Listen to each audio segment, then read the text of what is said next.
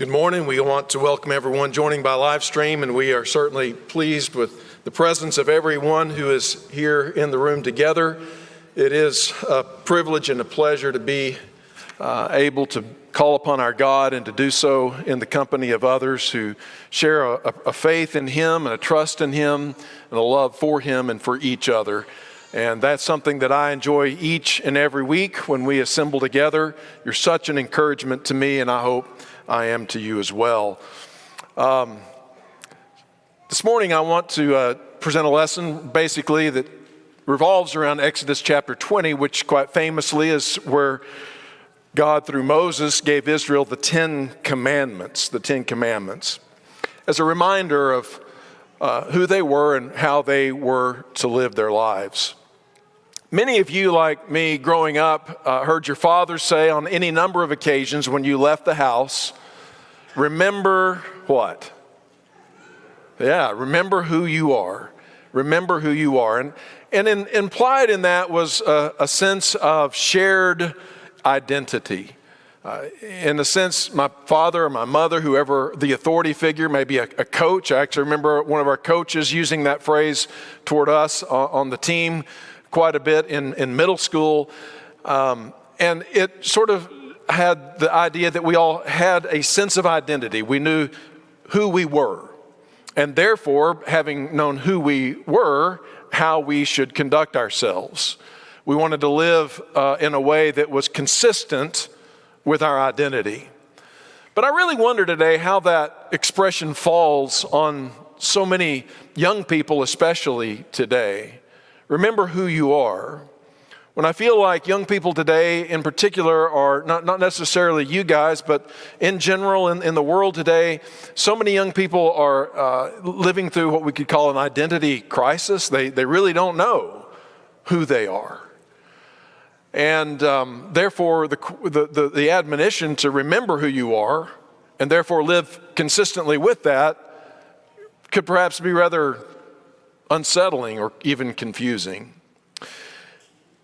I think, in fact, as I've thought about a lot of the confusion and turmoil that characterizes the time in which we live, whether or not there's two words that are very closely aligned don't explain a lot of the trouble that we're having with these kinds of issues.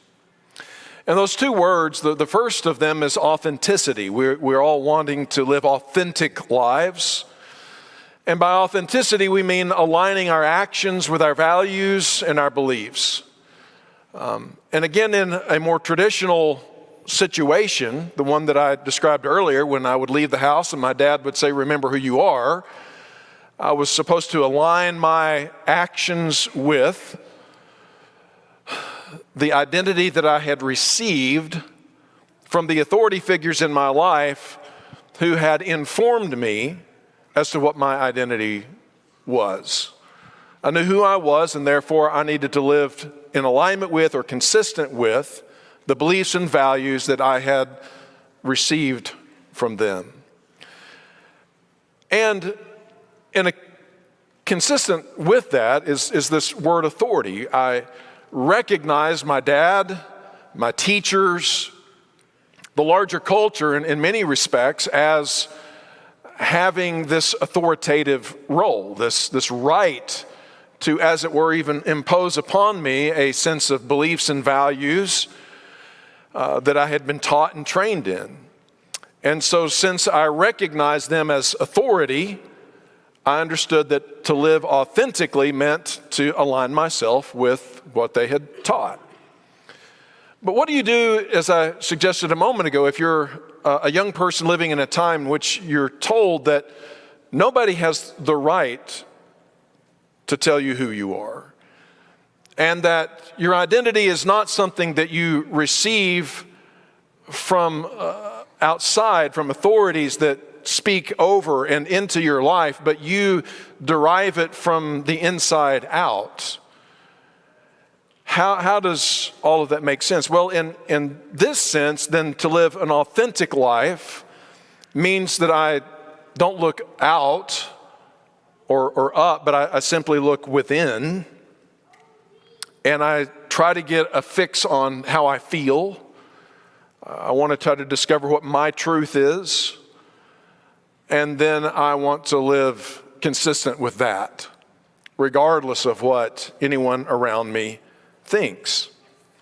And so people have sort of described these kinds of ways of thinking as first the traditional society, the one that many of us of my age and older have grown up with, where the authority to define the individual's role, the individual's identity, the individual's behaviors was assigned by others who were assumed within the society to have the right to do that. Parents, community leaders, religious leaders, teachers, other authorities in our life could assign these things toward us.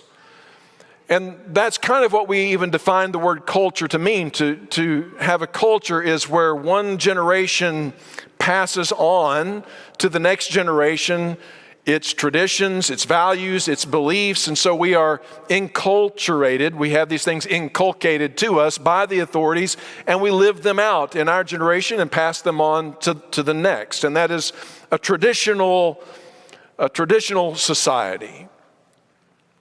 And yet today we live in a postmodern society in which the authority to define the individual's role, their sense of self or identity, and the behaviors that flow from it is the self. All of these things come from the inside, and it is my duty as an individual to reveal to the people around me, whether it's my family, my tribe, my culture at large, I reveal to them who I am. I don't receive from them a sense of self. I reveal to them what I have sought within and want now to project to them. If the first society, the traditional society, has benefits, and I certainly believe that there are many benefits to a traditional society, it also has negatives. It can, over time, tend toward tyranny and oppression. And it can, at times, so privilege the group that it sort of downplays the significance of the individual. But this second way of trying to live an authentic life by appealing to the authority within has its definite negatives along with it. And I think one of the greatest of those is crippling anxiety.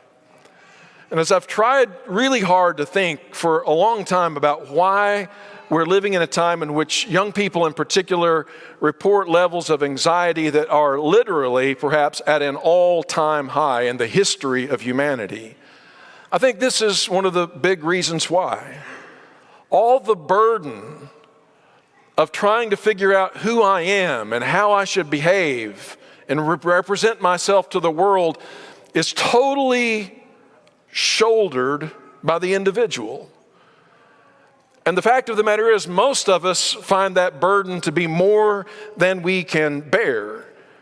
And after all, we have so many conflicted feelings. If I'm supposed to consult my feelings as to who I am and therefore how I should present myself, but I feel this way today and that way tomorrow, and these things are always fluid and in motion, then how can I really ever have a solid identity that I can project to the world? I really can't figure out who I am because I feel this way now, but yesterday I was another way, and tomorrow I'm pretty sure it'll be something different. And it's not only our feelings, but again, our values and our beliefs are, again, something that are subject to self-regulation and interpretation. We use this terminology, my truth, all of the time. You know, you have your truth and I have my truth. There's not the truth out there that we all need to conform ourselves to, but we just figure out what's true for us. And yet, what I thought was true for me the other day doesn't seem to be working so well today, and so maybe I need to change my truth, as if truth now is not this fixed thing, but again, totally subjective. And there's a tremendous amount of anxiety and uncertainty that inherently goes with that way of thinking. Along with the reality that many of us has as we grow older, if we've tried to live by that kind of self-referential standard, is the realization that so many of my inner feelings and wants and desires that I have used to determine how I'm going to identify myself and live my life don't have my best interests at heart. Let me say that again. I actually heard someone recently make this statement, and I quote, "My feelings don't seem to have my best interest in mind." What we want in the moment often becomes our greatest regret down the road. And so I think we see that there are certain benefits and problems to both of these approaches to trying to figure out who we are. And when we come to the Bible, and particularly as I want to look this morning at the story of Old Testament Israel and its formation as a nation of people, we see that it addresses these problems and presents, I believe, for us a third way. At the beginning of Israel's history as a nation, I don't mean as a fledgling tribe and Abraham, Isaac, and Jacob, the patriarchs, but after they went down into Egypt and there they multiplied and became a nation and eventually enslaved in Egypt as a nation of people, at that beginning point, we find them lodged within a very traditional society. And one of the things that we learn in that is that traditional society is not necessarily a good society.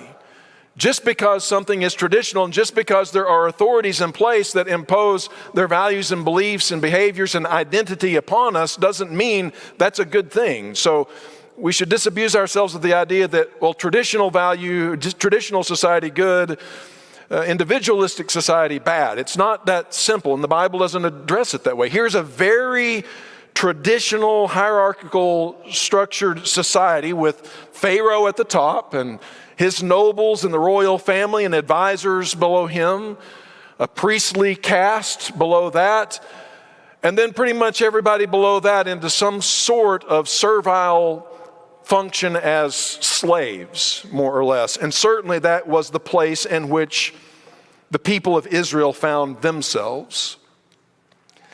And I don't think that most of us today would look at that and say, well, yeah, there's a good fixed traditional structure that nobody should challenge, that should just be in place and continue on without critique.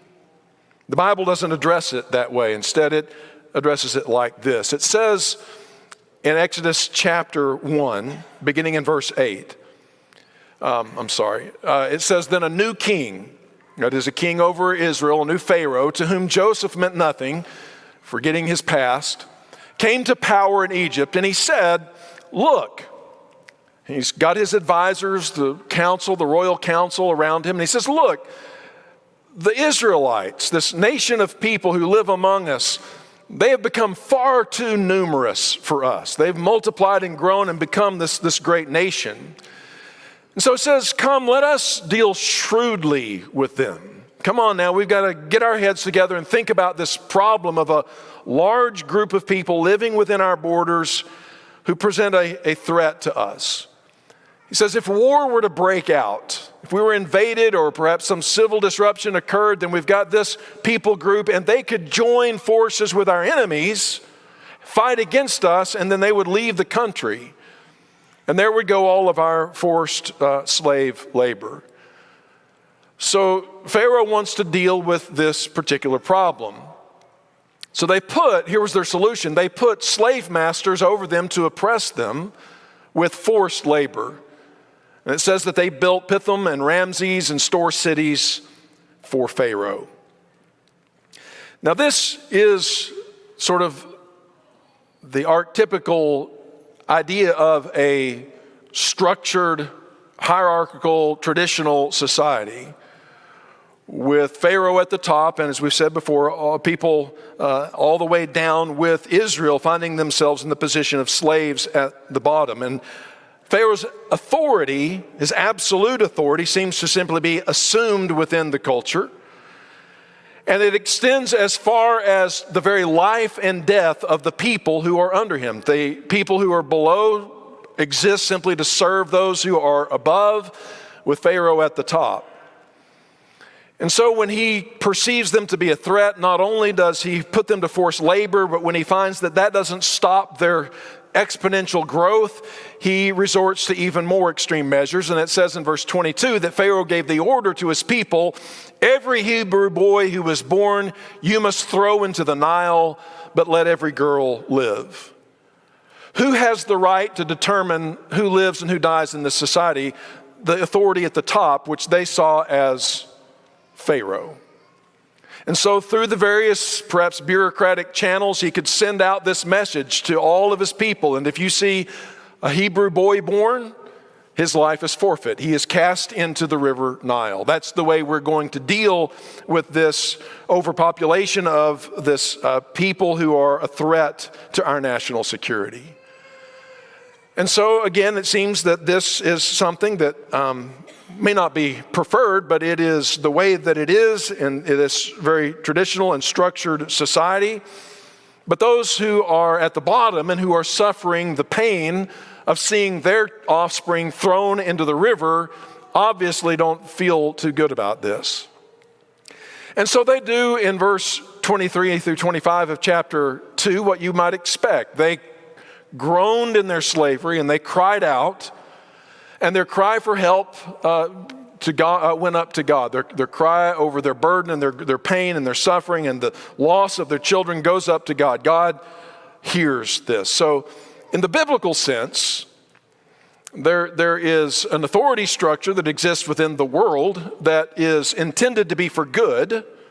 God has ordained the governments of men for the good of mankind, but that does not mean that they are incapable of error. That a given culture or society or nation cannot overstep its bounds and begin to function in a way that is far outside of the design purposes of God for a nation.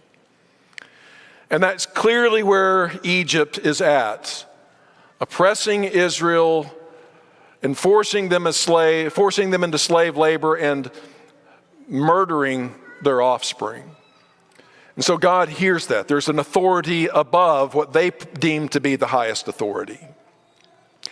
And so as a consequence of that, God hears their groaning. He hears their prayers come up, and he remembers his covenant with Abraham, Isaac, and Jacob. So God looked upon the Israelites and was concerned about them. And he therefore challenges that society's traditions and its assumptions. In chapter 5, beginning in verse 1, it says that God sends Moses and Aaron to go confront Pharaoh, and they come before the highest civil authority in the land, and they say, "This is what the Lord, the God of Israel, says, let my people go." So Pharaoh saw himself at the top of the hierarchical structure, and yet they are saying, outside of this, there is one above you whose voice you are bound to obey. And he says to you, let the people go. And Pharaoh said, Who is this Lord? And the word Lord there, as you'll see, is in all caps. It's the covenant name by which God revealed himself to Moses at the burning bush, and to Abraham when he called him out of Ur of Chaldees. It is Yahweh, the God of the covenant. And Pharaoh says, who is this Lord that I should obey him? I don't know this God.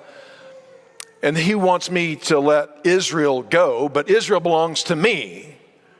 You see, there's a power struggle between who is at the true apex of this hierarchy.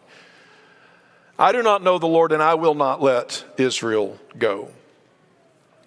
But as we know, God fights on behalf of the people and delivers them from their oppressors by means of showing his mighty arm on their behalf in the 10 plagues that ultimately destabilize, disrupt, and do such tremendous damage to Egypt that it finally relents and allows God's people to leave.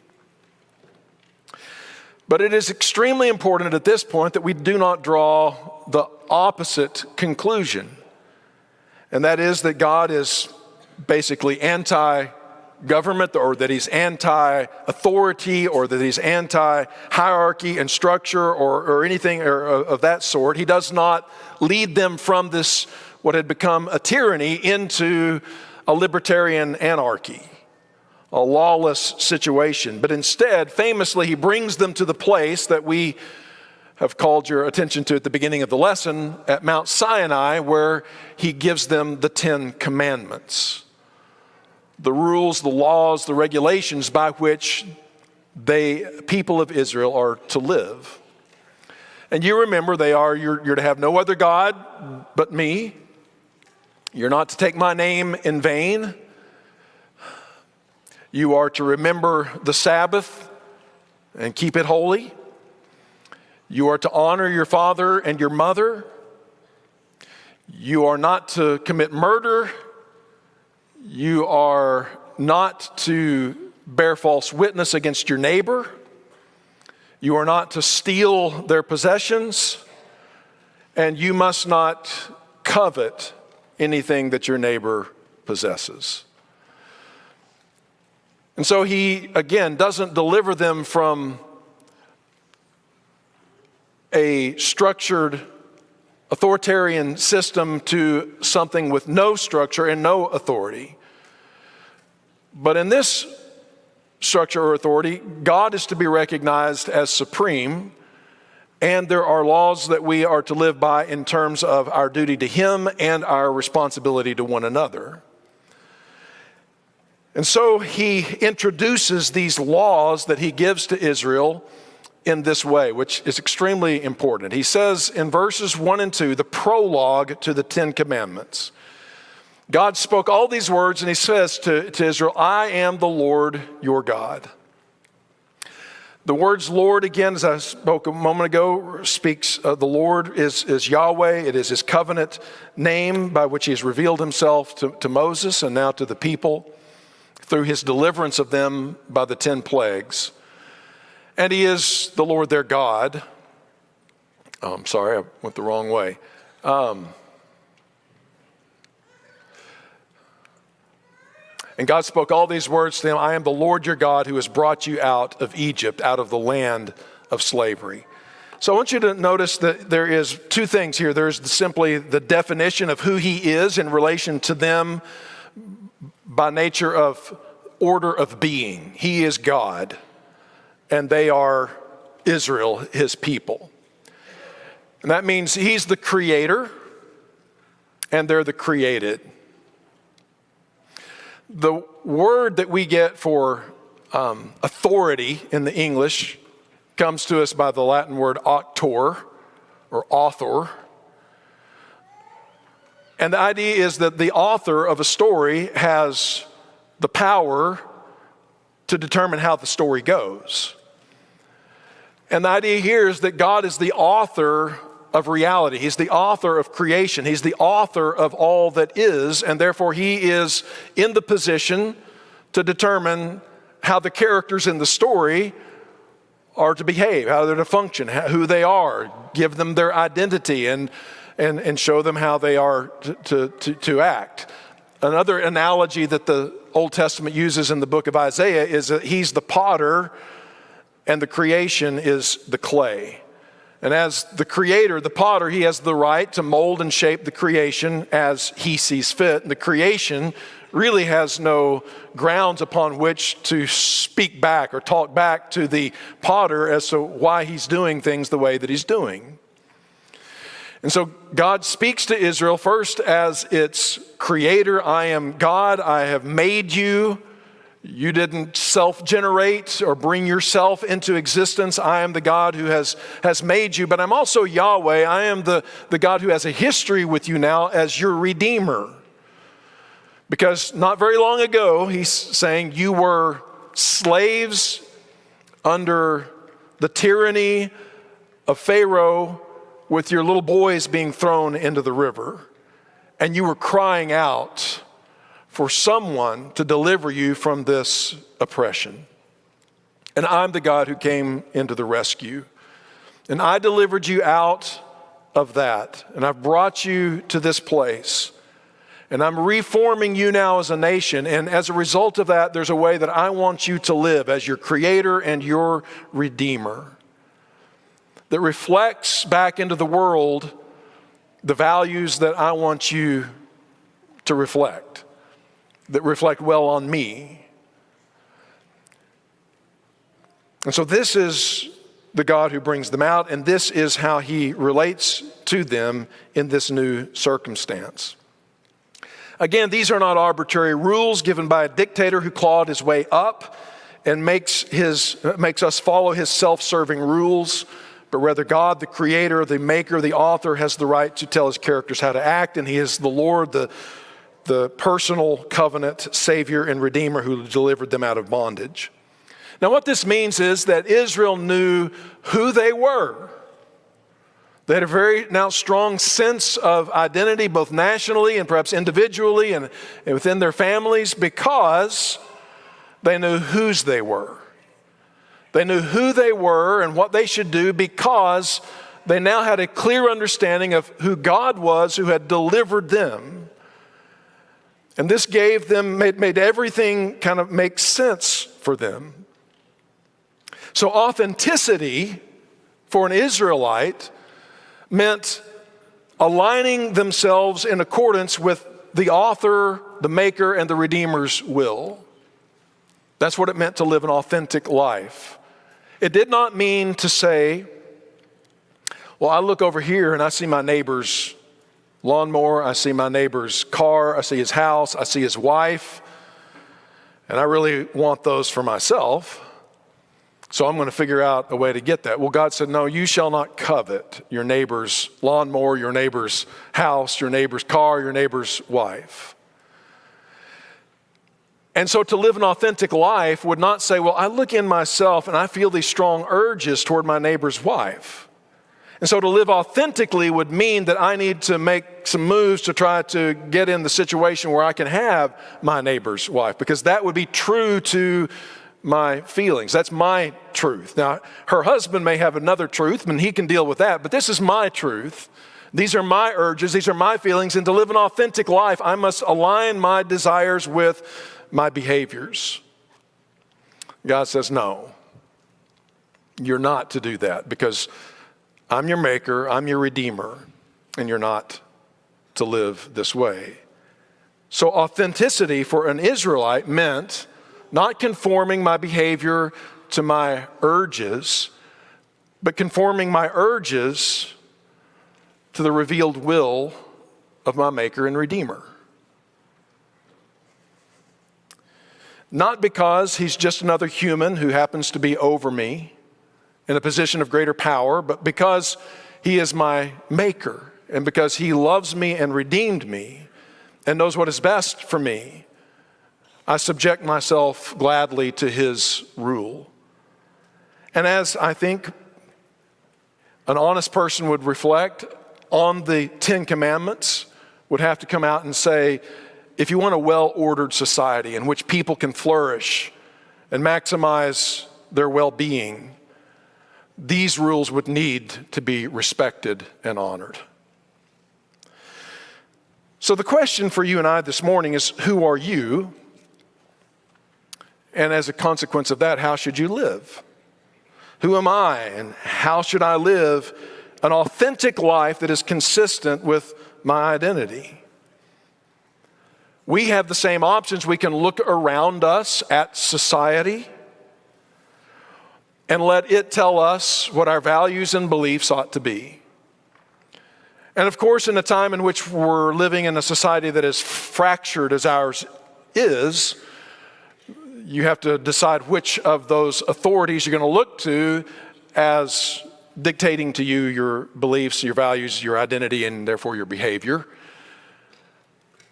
That's one option that we have, though, is to look out, to look around, to look at our society and develop our values and beliefs and sense of identity from what other people tell us. We can look within and ask ourselves, well, what am I really feeling the strongest? What are my urges? What are my desires? What are my inclinations? What do I feel like is true for me? And then I can reveal that to the world and expect the world to align itself with my truth and how I have perceived myself to be. Or thirdly, I can do what God calls Israel to do here, and that is to look up. And in looking up, I'll see two things. I'll see my Creator God, and conform myself to the values and the truth that he has revealed to me. And looking up, I will also see on a cross the crucified Lord Jesus, who redeems me from my sin and reveals to me how profound his love and to what depths and measure he would go in order to restore me when I have fallen, when I have gone wayward, when I'm in need. And I can be moved on the basis of what simply is right, and I can be moved on the basis of his compelling love. In 1 John chapter 2, in verses 16 and 17, he says, everything in the world, and by world here I think he does not necessarily mean just physical creation per se, but the world system. And for John, think of the Roman Empire, as it were, and its worship of power, and its tyrannical authoritarian structure, and the things that it valued and that it gloried in, that it celebrated, that it honored and respected. He says everything like that's in this world that we're living in, the lust of the eye, the lust of the flesh, the lust of the eye, and the pride of life that you see on parade around you, he says this is not from the Father, but it's from the world.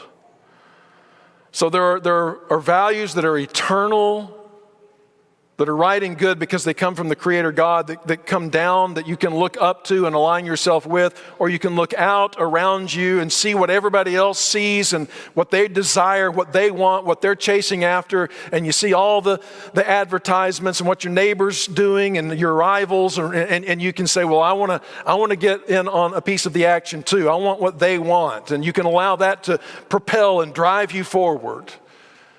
And that will give you a sense of values from the world. But notice what he says in verse 17.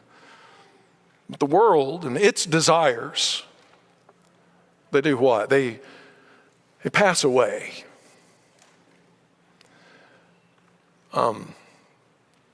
Yes, truly at the end of all things, we get that. But I think John's talking about more than that. It's like, what are the values of the Roman Empire that he wrote about? Are they still the values today? In many ways, you could say there's some things that are the same, but there's so much that's different. In fact, we would often, in our culture, look at much of what Rome worshiped and honored and recognized and say that's repugnant.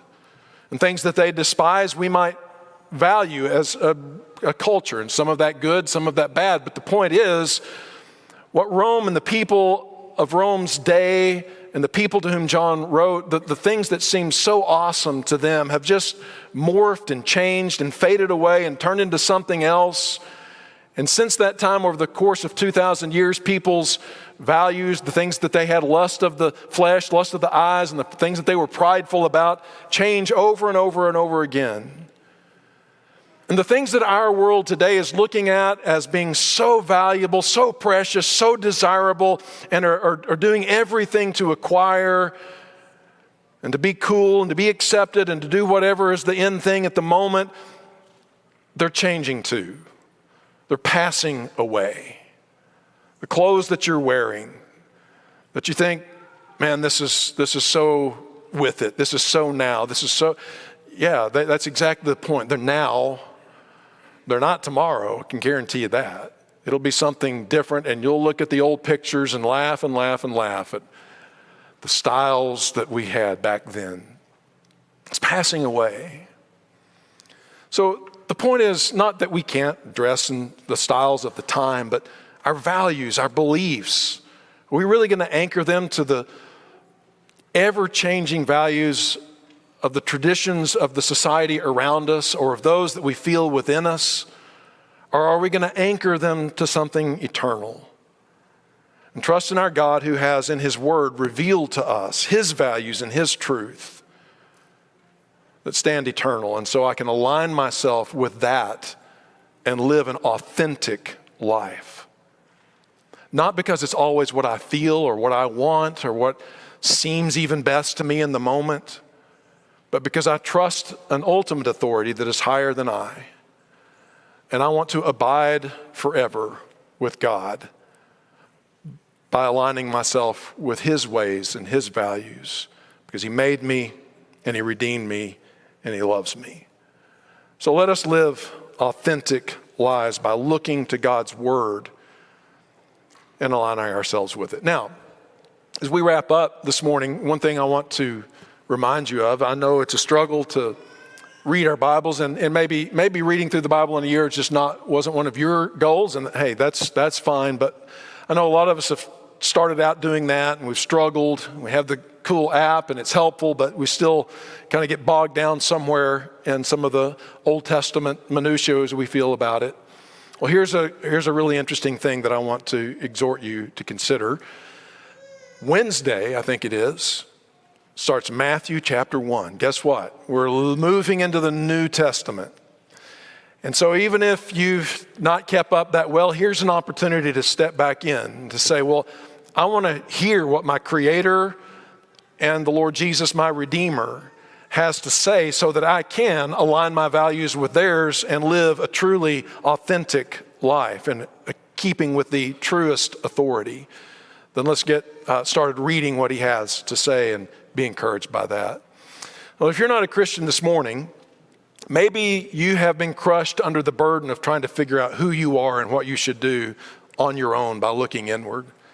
And you're riddled with anxiety and you are looking for relief, for someone who loves you and knows you better than you know yourself and knows what's better for you than you know yourself, who lovingly tells you, and you're ready to come and take his burden on you because it's light in comparison to what you've been putting on yourself. Or maybe you have been operating under the crushing burden of cultural society's expectations of you, and they may not necessarily be God's expectations of you. Then either way that you've been coming at it, isn't it time to get real, to get authentic, to conform yourself to the ways of God? If we can help you in that regard, we'd ask you to come and let us know how while we stand and while we sing.